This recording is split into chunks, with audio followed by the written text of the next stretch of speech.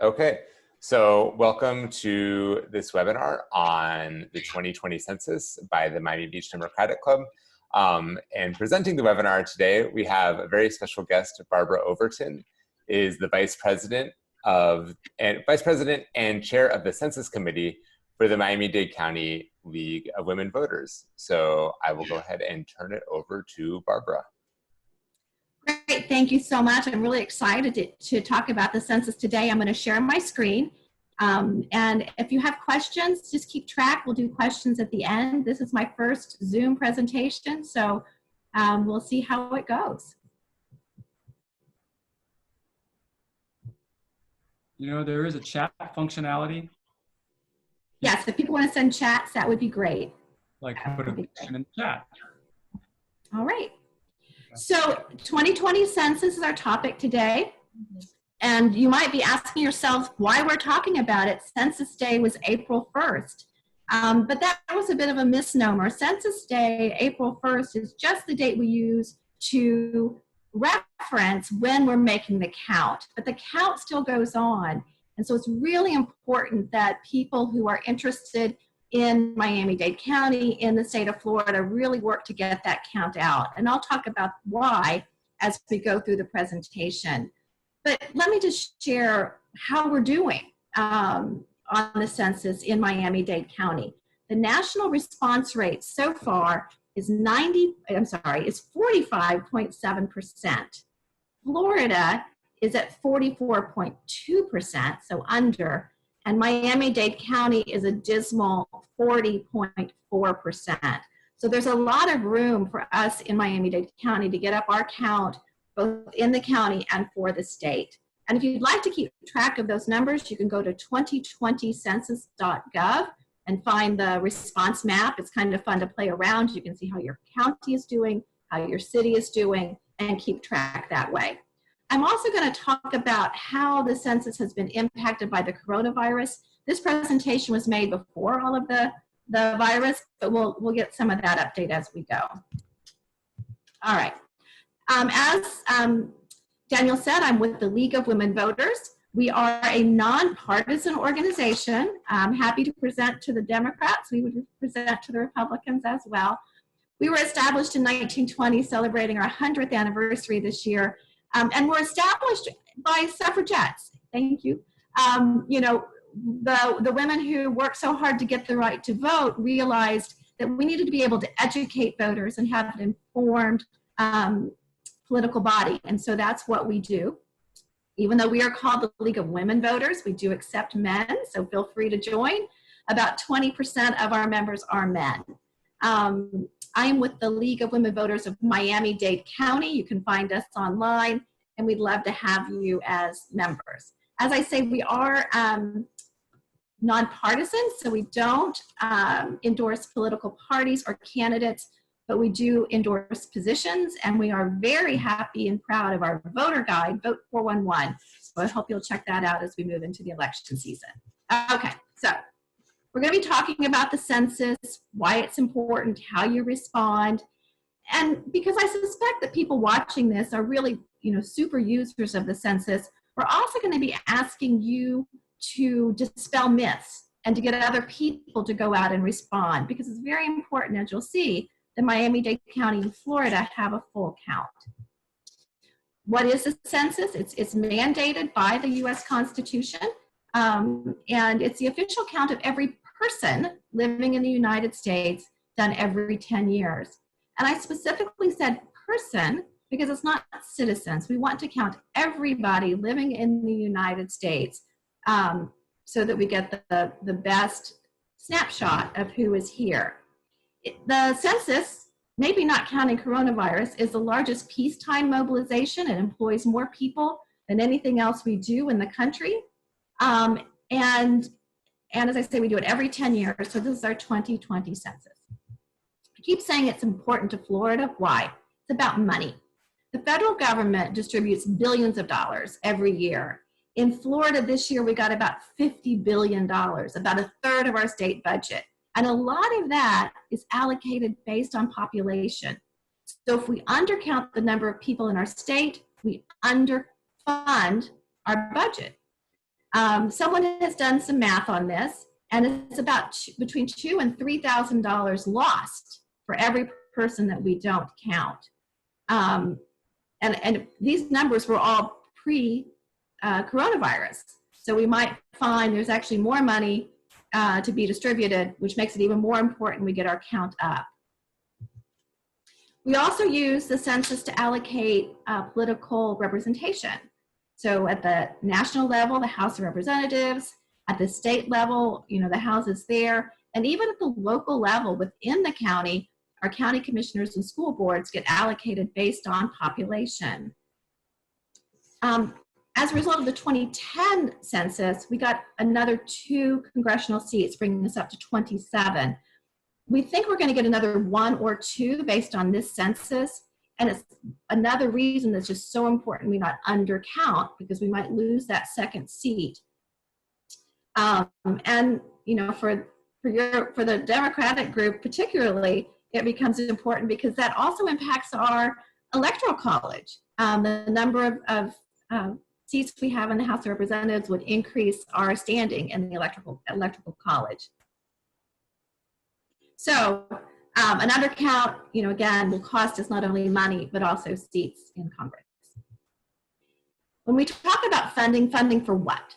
You can see on the list here, hospitals, schools, emergency services, the SNAP benefits, just about every federal program you can think about impacts the funding. And we want to make sure Florida's getting its fair share. It's not just the government. Businesses use census data too. They look at where populations are moving to decide whether or not to put in a supermarket or store or to close one. So as we think about the census, it impacts every bit of our life, our government, our state government, our businesses. And so we want to, again, make sure, sounds like you keep saying the same thing, but we want to make sure we have a complete count. So how do you do that? You probably have already responded. But if not, you've been given a letter that you would have received in March. You might have received 1 or 2 postcards by now. And each one of those is giving you options to participate with the number of people who live in your house on April 1st. There are 4 ways to respond: online, by phone, by mail, or in person. And we're really encouraging people to use the first 2, either online or by phone. 1, it's easy, and 2, it means we don't have to have face-to-face contact. One problem that we're finding because of the coronavirus is that the libraries have closed down. And we expected the libraries to be a good source of locations for people who don't have access to computers to be able to do it online. But the libraries closed, we're really pushing by phone. If you don't have access to a computer, you probably have a phone. And so there's multiple numbers. I think we've sent those around. If not, I can get those to folks. But we want people to respond either online or by phone. The dates for response have been extended by about 2 weeks. So this April date, if you haven't responded, that probably will turn into May. And we won't be having people knock on doors until the end of May, beginning of June, assuming it's safe at that point. They're still on track to finish the census by the end of the year, December 31st. But we are finding some slippage in some of these dates. One in particular was the count for the people experiencing homelessness that was supposed to happen April 1st, and that's now moved to May 1st. So some of those are moving, but we, again, we want to make sure people know that it's time to respond now. Even if you can wait until July or August, let's do it now. One other thing is that everything that has been mailed doesn't get forwarded. So if for some reason you have 2 homes or you've relocated due to the virus, you won't get a forward of the mail from your original household, but you don't need it. You can go online or call and do the census without your identifying number. I'll talk more about that in just a second. But let's see what the questions are. There's not many, and they're easy. They ask these questions for everyone in your household: your name, your age, your race, your phone number, that's for the person filling it out in case they have questions, your sex, your date of birth, your Hispanic origin, and if you own or rent your home. It does not ask for citizenship or immigration status. This was obviously a big dispute early in the process, and it's scaring people. You know, they don't want to put down their citizenship or immigration status because they're afraid of the repercussions from the government. It does not ask for that, and this is one of the biggest myths you can help dispel. You can fill this out and not be at risk for disclosing citizenship or immigration status. So again, all those mailings that went out had a unique code. It takes about 10 minutes to fill it out. If you didn't get your unique code, you can't find your unique code, as I was saying, just go online and you can fill it out, or you can call them and fill it out. That's what I did to test the system. No code was really needed. I think it's helpful for the system, but it's more important to fill it out than to wait for a piece of paper. Let's again talk about privacy, a big issue these days. Marriott just lost a bunch of data. But when you fill out this form, it's not going to ask for your social security number. It may ask for the last 4 digits in some cases to identify you. It will not ask for money or a donation. It will not ask for PIN codes, and it will not be sent on behalf of a political party. So if you see something that does those things, it's not the census, and you need to walk away from it. Your personal information that you put in is protected by federal law. And this is another concern that a lot of people have. What happens to my data when it goes in? The census, the census data is protected by law, and the Bureau staff takes a lifetime oath to protect your information. It does get put out into the public domain 72 years from now. If you've gone on to Ancestry.com, you may have seen your grandparents' census. But today, the current information does not get out. It's a felony if a Census Bureau person puts it out there. Presidential executive orders cannot change this rule. It does not get turned over to any agency. It is used solely for the purpose of determining the number of people and how they're allocated. So we really want to encourage everyone to feel safe in responding to the census and know that their privacy and confidentiality is protected. We know that there's a lot of people who will be hard to count, and Miami-Dade County has a lot of these, which is probably why we're at 40% compared to other places. You know, people who are older may not be as familiar with answering things online or may not feel comfortable doing it. Weirdly, children under 5 are one of the most undercounted groups. And I can't come up with a good reason for that, but if you do have young children living with you, even if they are not yours, it's a niece, it's a grandchild, count that person in your census response. A lot of people in Miami have like little cottages or homes in the back. Those renters can either be included in your census or they can do their own. You just need to coordinate. We want to make sure everybody gets counted. The census form is easy, so I hope people will take the time to fill it out. But if you know anybody on this group, please feel free to help them fill out their census. Some special cases, if you're in the hospital, if you were in the hospital on April 1st, but you expect to be going home, then you fill it out at home. But if you're in a long-term living facility, like a nursing home or a college dorm, those get counted by the facility. You don't have to worry about those. However, college students living off campus do need to count themselves, and the coronavirus has really screwed that up. So many college students came home but expect to go back to college, so they really should get counted in their college town. And those college towns care as much as we do about getting the federal funding and the representation. So college students have, I think those college towns are going to get hurt because most parents I talk to just assume they should count them, and hopefully they're counting them here in Miami. If you're living outside of the United States and not in the military, then you don't get counted, even though you're a citizen, because you're not living in the United States on Census Day. So how can you help? We talked about these things. Tell other people, put it up on your social media. one of the things I've done, every organization I belong to that has a newsletter, I've had them put it in the newsletter. We announced it at church. Anything we can do to get more people to respond is important. And if you need social media help, there's lots of graphics out there. There's frames that you can put on your Facebook page. The League of Women Voters would be happy to help you with that.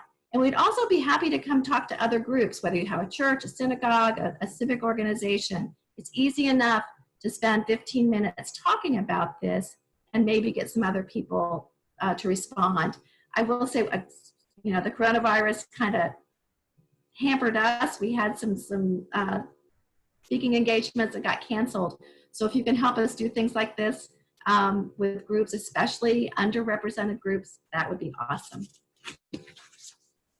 I will also tell you, whenever I end a meeting now, I ask if people have filled out their census. And I'm surprised. People will say, no, they haven't. So they give a little lecture. That's it. The census is easy. It's safe. It's important. And we want to make sure that everyone responds. And so what we're asking you to do is to talk about it and get other people out there to respond. So let's take some questions and see what else we can cover. Question. How long do people have to fill out their census? So you can fill it out online or by phone through May, really through July. But the census is going to start reaching out to people end of May, beginning of July. So if you don't want someone to come knock on your door and ask about census information, then you should start getting that online or by phone now. So the online portal will probably shut down at some time. It'll shut down the end of July. Currently, the end of July. That could get extended just as they've already extended it. Do you have any ideas why we only are at 44% in Miami-Dade? Nothing specific that we've seen, but if you think about the kinds of people in Miami-Dade County versus the rest of Florida, we do have a higher level of immigrants, of people who might be undocumented, and we have, you know, just groups that don't trust the government as much. And so we're really working to figure out how we reach those groups. We've been, Spanish radio interviews. Univision had a big presentation on it, but anything we can do to get the word out, not to this group who understands the importance of it, but to other groups, would be greatly appreciated. Would So, you say? Laura, I have a question. Matthew. Okay. So yeah, quick question. So we have friends who live in New York and received their census and did it up there. We would buy to go check on their mail at their home down here. I know you mentioned snowbirds. So they are still receiving notices to fill out their census down here. They aren't supposed to fill it out in both places, are they? No, and you would expect to get them in both homes because they're counting residences. And so we don't know who's in what residence. The Census Bureau just sends it out. But if you're a person with two homes, you should fill it out the one where you spend the most time. And if it's even, then you fill it out where you were on April 1st. Okay, I think that's definitely helpful for our, some of our members who might be snowbird or know folks. I think all down here, especially in Miami Beach, know folks who are snowbirds. That's helpful. You're welcome. Well, and also people have been dislocated because of the coronavirus. And so you should fill it out where you spend the most of your time, not where you physically were on April 1st. Question, you gave your dates when you said 44.2%, was that nationwide? Yeah, the 45.7% is nationwide, 44.2% is Florida, and 40.4% is Miami-Dade County. Okay, I see. All right, so in general, for general public, it's less than 50% that fills out the census. Is that normal, or is it just pertaining to this 2020 census? Was it the same in 2010? I don't know the answer to that, but because it's being done so differently this time, I don't know if we can compare the two. remember before now, it was done by mail. And so people would have gotten it by mail and mailed it in. So that would impact the results. So I don't know if we should be happy or sad that the national response rate is 45.7%. I think we're going to see it tick up because, again, we're hoping to get close to an 80% response rate. All right. So I guess tacking on to what Oliva said, so I want to just clarify. So those numbers you're giving us are as of what, today? That's the response rate as of today? Yes. And one more time again, when is the deadline to submit before you can no longer be counted? So the online submissions right now are going to end towards the end of July, but then they're still going to become knocking on doors. Right. It'll be August before the last count number occurs. Okay, and then my last little quick question, spinning off what Oliva said, is what is the number for 2010? Do we have that total nationwide percentage that was, that folks responded to, so that we know what we're at least trying to hopefully go above and beyond? Yes, we do. Okay. You're going to ask me what it is. It was around 76%, and Florida was a little under. So we are not great here in Florida on the census. All right. Obviously, people have some other things on their mind, but 76%, that's great. So we want to strive for that. Yeah, and we'd like to get above that. I mean, because you can do it online and by phone, you don't have to find a stamp. You don't have to do anything. It takes about 10 minutes. We're hoping people will do it. And the phone numbers, there's phone numbers in 16 or 17 different languages. So you can respond in the way that's most comfortable to you. All right. Okay. Well, thank you so much. One second. Yeah. Can you explain again what is the significance of the April 1st National Census Day? Sure. I mean, they had to pick a point in time on which to say, this is the number we're counting. So they picked April 1st. So if you fill the form out in July, you'll be answering the question about who was in your home on April 1st. So let's say you had a grandchild living with you going to college, you would count them in your home if he lived there April 1st, even though he was home for the summer.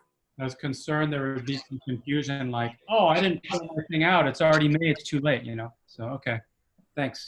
Yeah, and I think that's a real problem, and I think we did ourselves a bit of a disservice calling it Census Day as opposed to Reference Day. Census is still going on. It's a process, not a day. Reference Day. Yes, because we actually spoke with Steve's mom. I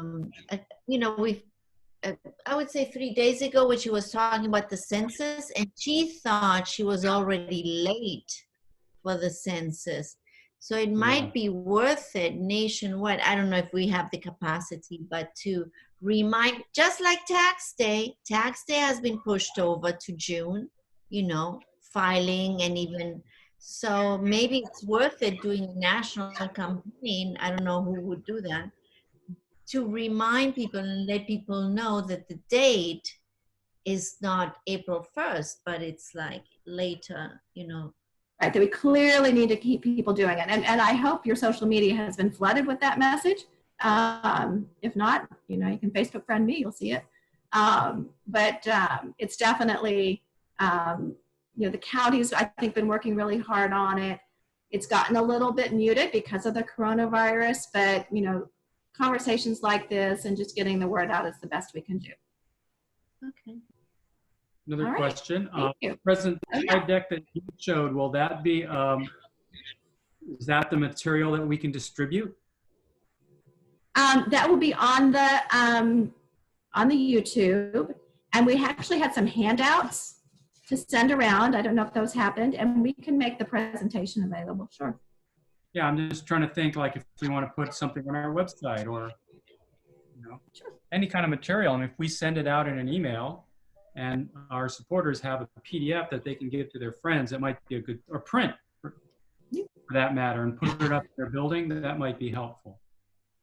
Yeah, and again, we've got some handouts too that are useful for that. And then if you go to the census.gov or Miami-Dade Census website, some really great handouts and information. Okay, there's census, the national census, or there's a Miami-Dade specific census website, or the LWV Yeah, Miami-Dade. Well, there's all of the above.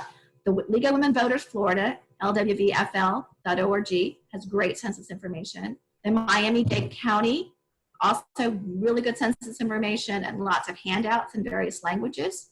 And then census.gov, the US one, has more information than you can imagine about what the census is, how we use it, and how to respond. Okay, thanks. Thank you. Matthew. Oh, who's He's next? just saying thank you. No. All right. Thanks, All right, well, I'll Barbara. let you guys, you're very welcome. Talk about vote by mail and Sure. stay safe. Bye-bye. Great. Thanks. Okay, so I'm just going to pop over and do a really quick presentation on vote by mail so that we get that included in this webinar. And here we go. So vote by mail, really important right now, especially because we're all sheltering in place with coronavirus. We don't know what things are going to look like in November, and so we want to make sure that people have all of the tools available that they need in order to vote, not knowing what things are going to look like in August or in November. So vote by mail is a big part of our operations always, but is especially important right now. So we like vote by mail for a couple of reasons. One is that it increases turnout, and we know that it increases turnout by about double for some key demographics, including younger voters and new Democrats. We also like vote by mail because you get a reminder for every election. So everybody knows, every 4 years, maybe even every 2 years, we vote in November, but we also have county elections coming up in August. We have primary elections coming up in August. Sometimes we have special elections. We have local and municipal elections, elections where we vote for people who make important decisions that affect our everyday lives, but those elections tend to have lower turnout. So we like to have everybody get a physical reminder show up in their mailbox that it's time to vote for every time that they can go to the polls and cast a ballot. And then the final reason that we like vote by mail is that it gives you an insurance policy for voting. So if something comes up, if you get sick or you get injured or there's a global pandemic, you have a way to vote even if you can't physically get to the polls, particularly now for seniors, people with compromised immune systems. This is really important that they have that option. So that's why we like vote by mail. Things you need to know about vote by mail is that you can still vote in person. This is a big one that comes up a lot when you say to somebody, would you like to sign up for vote by mail? They say, oh no, I really like to go and vote in person. So it's important that people know that they still have that option even if they get a mail ballot. I get a mail ballot, I like to go vote in person every time, but I know that I have that insurance policy if something comes up and I can't get to the polls. In Miami-Dade County, you can also drop off a completed vote by mail ballot at early voting locations. So you can skip that line, put it right in the ballot, you still get your sticker. A lot of people like the I voted sticker, but it got there, you know that it's gonna get counted, and you didn't have to wait in line and use somebody else's pen and all of that. You can track the status of your ballot online through the County Supervisor of Elections website. You can go on there, put in a little bit of information, and it'll tell you that your ballot was received and counted. So people who have concerns about ballots getting delivered in time and all that have that security of knowing that they have a way of seeing that their vote was counted. When you sign up, it's good for 2 general election cycles. So if you sign up right now, you'll be enrolled for 2020 all the way through the end of 2022. So the general election is the presidential it's the congressional elections really. So every other year is the general election cycle. So when you sign up now through the end of 2022. You can renew at any time. You don't have to wait until the end of that period. You can renew every year if you want, and it'll just put you out to the next 2 general election cycles. So there's no cost to renewing early and often. You can do that. You'll know that you're always signed up to vote by mail. So then how to sign up. in Miami-Dade County, you can go to votefromhome.miami. That'll send you right through to the Miami-Dade County Supervisor of Elections website. And anywhere in Florida, you can go to fl.dems.vote/mail. Has links to the websites for every county in Florida. So if you know people who live outside of Miami-Dade and also want to sign up to vote by mail, they can go get that done there. Any questions on vote by mail or comments? I see there's one in the chat. Insurance policy is a good term for it. So when you're out there talking to voters or you're talking to your friends, you know, it's really good to emphasize these points. It's an insurance policy. You don't have to use it, but you know that you'll have a way to vote no matter what. So one comment, what I've been doing like on the web, you know, on the Facebook, you know, if you just see votefromhome.miami, it might not be clear to a commoner that that's a website. Mm-hmm. Put www dot in front of it, it makes it clear that it's a website. Sure. And I like to capitalize the V, the F, and the H. Then it actually looks like a sentence. As a matter of fact, it's a command. Vote from home, Miami, right? Right, right. Just a couple things that I've been doing. Cool. Yeah, we like that because it's easy to remember. So it's something that, you know, somebody can always share with their friends. It's easy to drop into a chat or anything. And it redirects to that much longer SOE URL that's pretty ugly, but it's an easy one to remember. It is. But how many websites are out there that end with .miami? So if someone's reading it and they see votefromhome.miami, they might think it's a typo with a dot. It's not. Yeah. In my view, it's not. There could be a few people who don't understand, hey, I'm going to click this. That's the link. Sure. Does that make sense? Yeah. But when we send in emails or text messages, you know, it should populate as an active link. So it's something that somebody can tap on and go right there. That's true. Yeah. Cool. Matthew? No, I think that was really helpful. I think especially understanding that, you know, because I signed up I think sometime in 2019 is when I signed up for Vote From Home. And to just know that it's 2 general election cycles. So it will for sure get me through 2020 and then for sure through 2022. And then at some point in time, I then need to renew it. Is that what you're saying? Yeah. Okay. Yeah. Yep. Good. That's helpful. Which is really crazy. I don't understand that once you sign up to vote by mail, that you're not registered like that for life. Yeah. Republicans. That's it. That's the one. Cool. Why we have to flip the left side of Miami. Right, because, Right. you know, remember we were signing the postcards and I was like, oh, I've already signed up. But then when I went to a next meeting, he got his ballot, but I didn't, because apparently I didn't go and check the other box that, you know, so it only had made me vote by mail for one election. Yeah. And I think it's very confusing. I think it needs to be changed. Yeah. I don't know Thank why you. it's so complicated in this country to vote. I think you're right. Vote them all out. Yeah. So making sure we get all that turnout will help us get the right people in office. Yes. Great. No, it's a great little presentation. You're gonna. Is this something you intend to like take around, give talks? This? Oh no, it's just I just put it together in a couple minutes. It's my talking points for my mail. But we have a couple posts on the website that go over some of this. And you know, this is just something that we can keep pushing as a message as well. Right. Cool. Right. Yeah. Great. Well, this was helpful, Dan. Thank you for putting this together, and thank you for putting together the Census Form with the League of Women Voters. I'm hopeful that you know, as we do share this, that our members will watch it. You know, it's short, it's sweet, it's very helpful. A lot of information. Yeah. Well, thanks to all of you for being on today. Yeah, Thank I think we you. should definitely share it, put it on, I don't know, on the website. I don't know how we want to share it. We can discuss Push it on our social media. I'll push it out to YouTube, and then we'll have something that a shareable link that we can share and embed. Yeah. All right. Great. Thanks, everybody. Thank you. All right. Thanks. Thank you, Dan. Bye. Bye.